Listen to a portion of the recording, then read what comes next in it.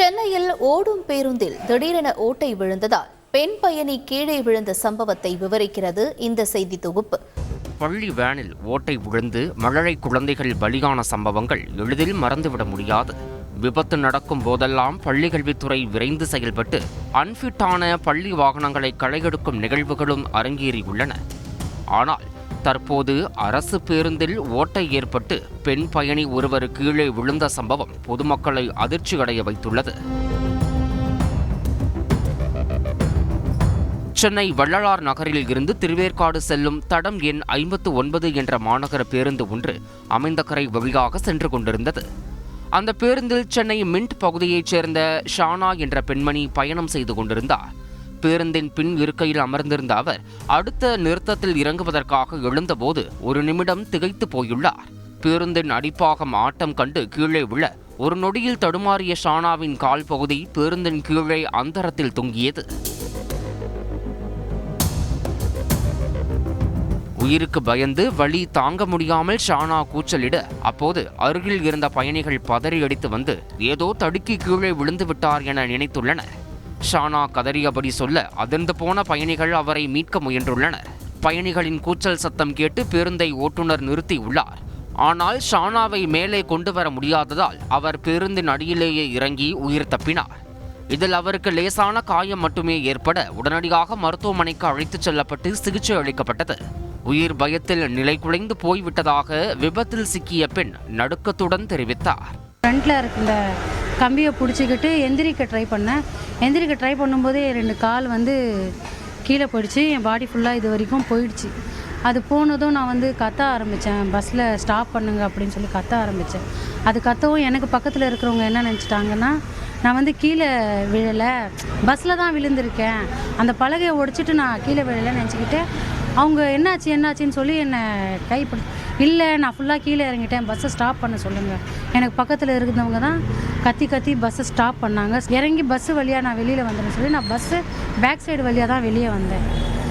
அது வந்ததும் எனக்கு கொஞ்சம் பதட்டமாக ஆயிடுச்சு. அப்புறம் என்ன நடந்தது யோசிக்க கூட இல்லை. பஸ்லேருந்து நான் கீழே விழுந்த உடனே அந்த கண்டக்டர் அந்த அந்த ப்ளோடை கையில் எடுத்தார். அது ரொம்ப மக்கி போயிருந்தது. நான் இல்லை, சின்ன குழந்தையாக இருந்தாலும் அது வழியாக விழ வாய்ப்பு இருக்குது. நானாக இருக்கவோ தப்பிச்சுக்கிட்டேன். வேறு யாராச்சும் இருந்தால் செத்து தான் போயிருப்பான். என் நிலைமையும் இதுதான்.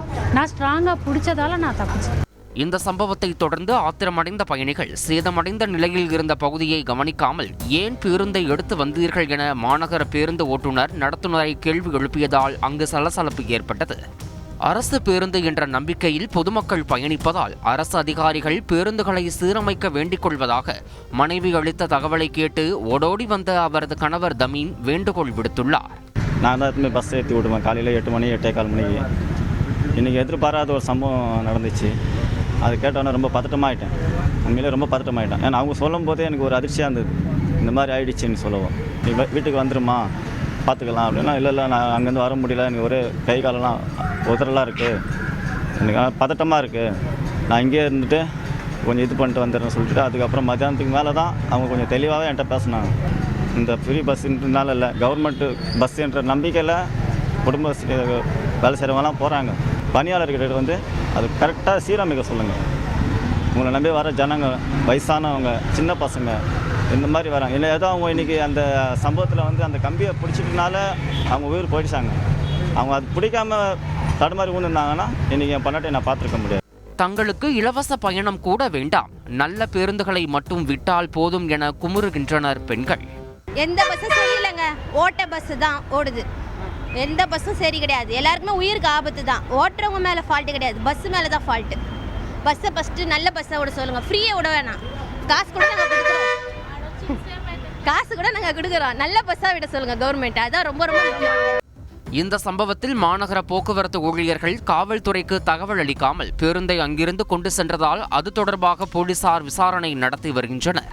இதனிடையே விபத்திற்கு காரணமான பேசின் பிரிட்ஜ் பேருந்து பணிமனையின் கிளை மேலாளர், தொழில்நுட்ப பொறியாளர் மற்றும் பணியாளர்கள் மீது துறை ரீதியான நடவடிக்கை எடுக்க மாநகர போக்குவரத்து கழக மேலாண் இயக்குனர் உத்தரவிட்டுள்ளார்.